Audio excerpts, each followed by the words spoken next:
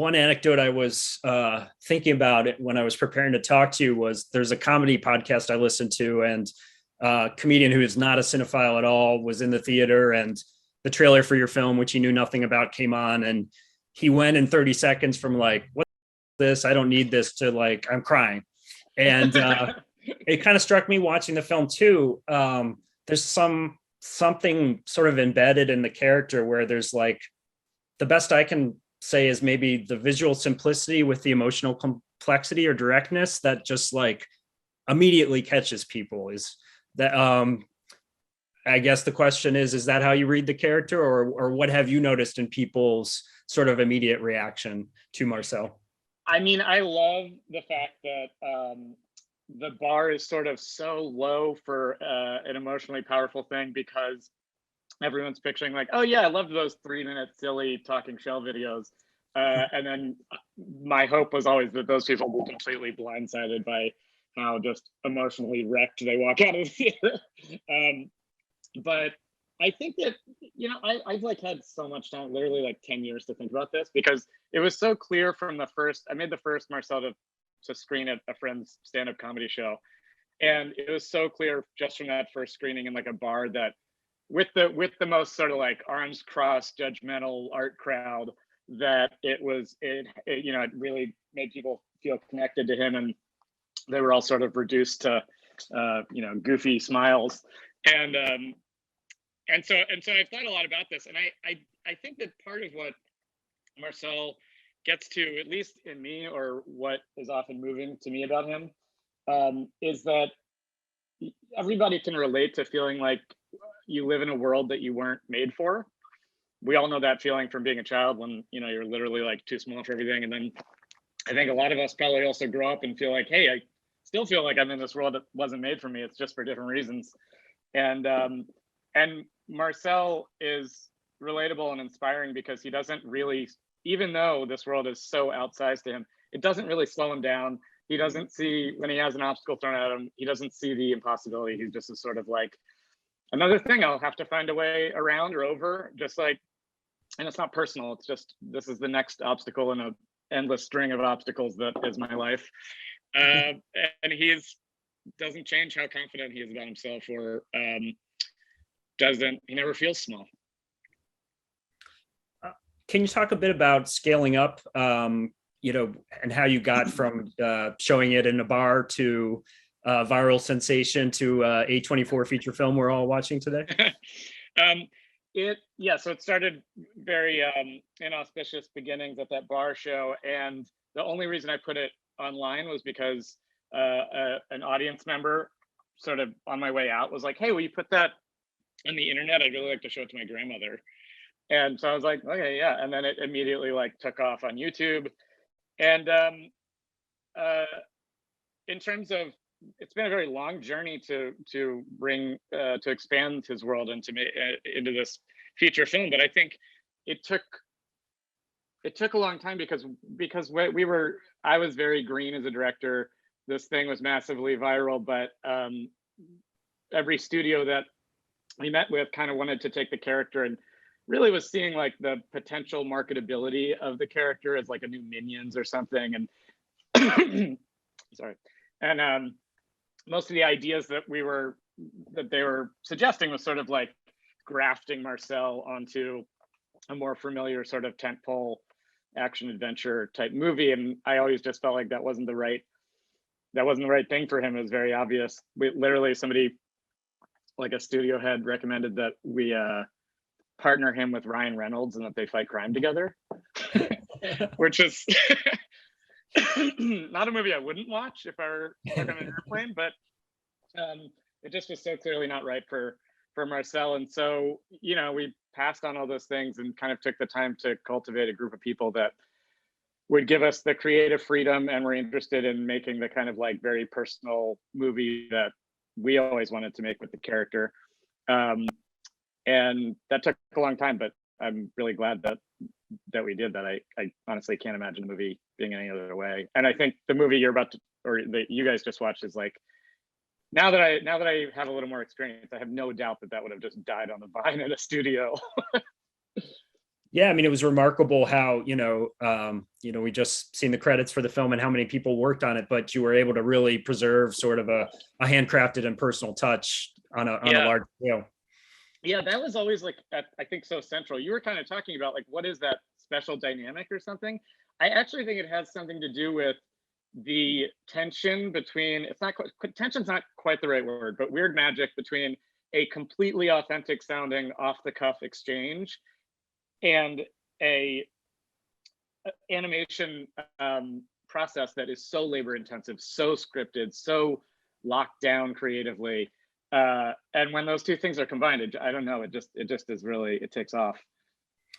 That was really my next question, which was it, and I guess you answered it, but it feels like the core of the film was, these sort of spontaneous interviews that the animation was built around, particularly your laughter and reaction to Marcel feels real so many times. And I take it that is how you built the film.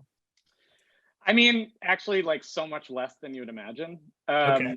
There certainly was it's all technically written, and we did have a screenplay, but we would do, so over the course of, I guess, about 2.5 years, Nick Paley, my co-writer, and I were writing the screenplay, and then we would basically come to a stopping point and say, okay, we think it's time to record more. And so we started with like a couple days of recording with Jenny, and kind of edited that down to like its gems, built scenes around it.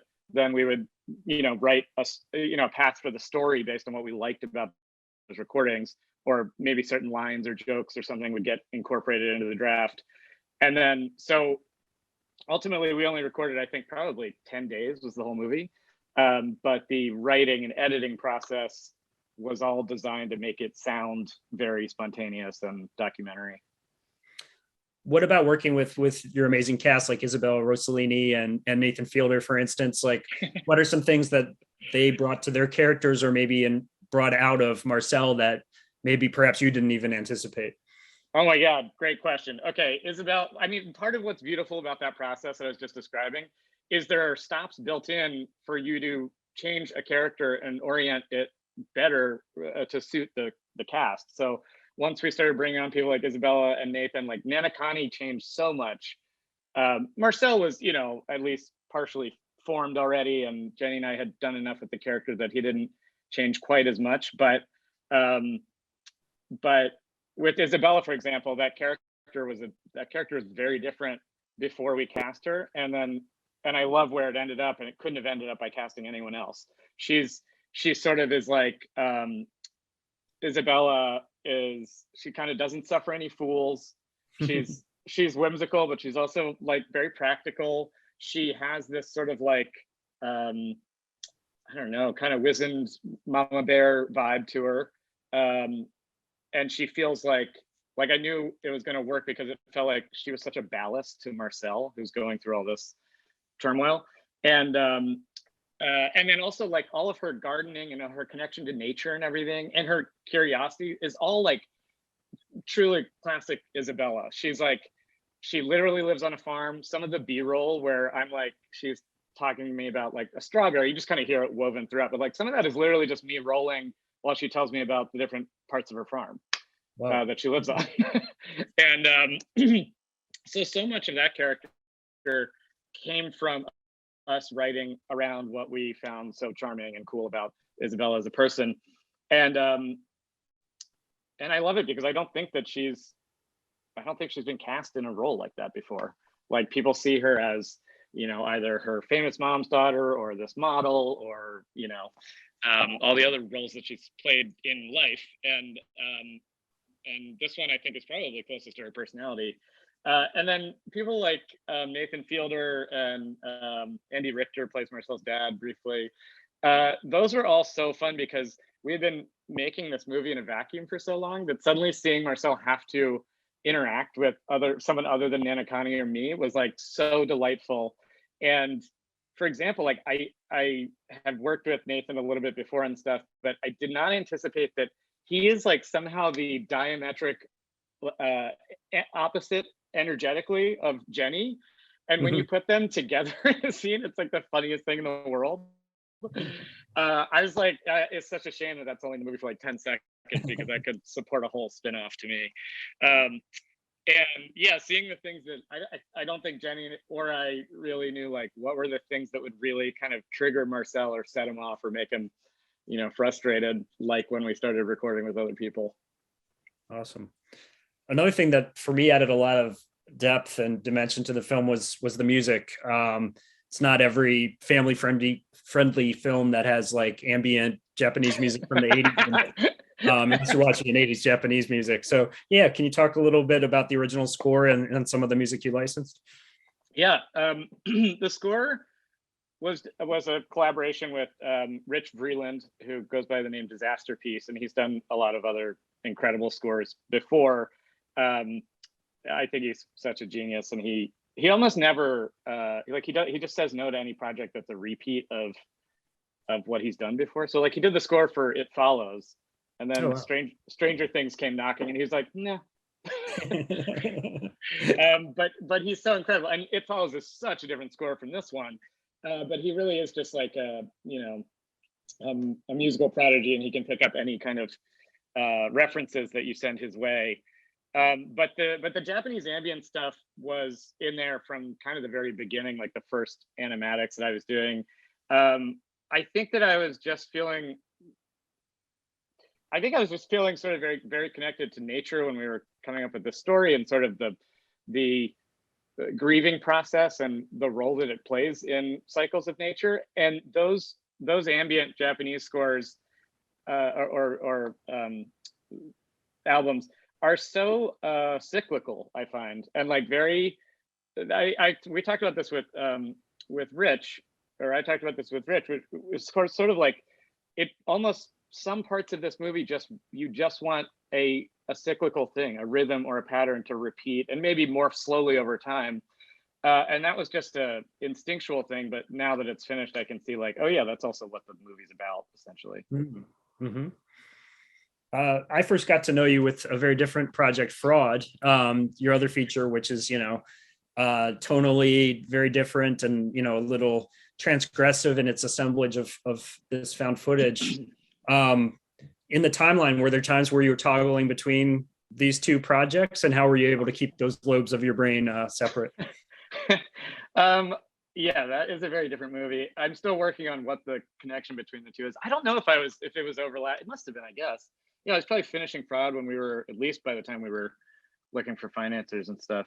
But I actually think it wasn't that much of a different speed or gear in my brain, because I think both are sort of like playing with like we were talking about, sort of the veneer of documentary, of like what it means to be authentic documentary and what that earns you with the audience. And how I think in Fraud, obviously I was sort of making a statement about how easily we're manipulated by the aesthetic of a quote unquote real documentary, and Marcel is not that much different in the sense that I was still trying to preserve a documentary aesthetic or ape a documentary aesthetic. But in this case, the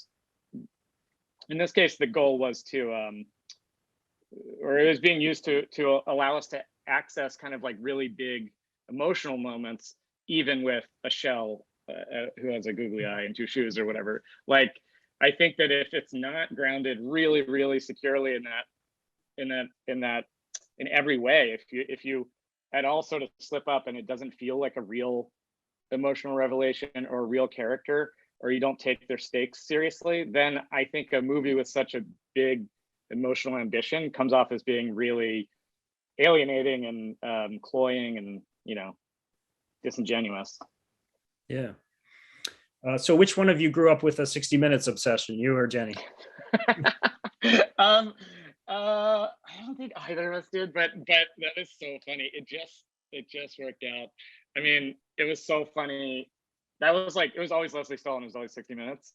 But it was truly just like a, funny idea that we loved. But it also made sense because I think we were thinking about who would that character of Nanakani be obsessed with as like a real icon. And Leslie Stahl is like one of those people that, while she's on TV and most people know her from 60 Minutes, she also was like a legit hard-nosed journalist when there were not a lot of women in that space, and broke a lot of barriers. But I mean, we just got, it was sheer luck that our producer Liz Holm happened to have a friend whose mom worked at 60 Minutes, and so we were able to have some conversations and then get to get it in front of Leslie, and then they were like so helpful. Like that crew that comes in is some of the real crew that shoots Leslie's interviews, and they filmed the intro for us. That like on that like psych where she's delivering her intro, that's her real setup for that. And yeah, awesome. So people who've seen and enjoyed this movie, I mean, two questions. One, what's next for you and Marcel? And two, if people weren't familiar previously, can they still go back and watch some of the original shorts? Yeah, the shorts are all still up. They're on YouTube. That's youtube.com. And they, I mean, it's funny. I think like all the stuff that's great about them still feels like Marcel to me, the personality of it. I just feel like I have such a deeper understanding of who that character is now. But yeah, sorry, what was the first part of your question? Oh, just what's next for you and perhaps for Marcel? I hope that we get to expand his story more. Hopefully people will go see this movie and there'll be a market out there for more Marcel stories. I really like almost the last thing that we did, or that I was like working on creatively, in terms of expanding the world, was the community members, which were always there's always a placeholder there in the script. And so I was always sort of afraid of that.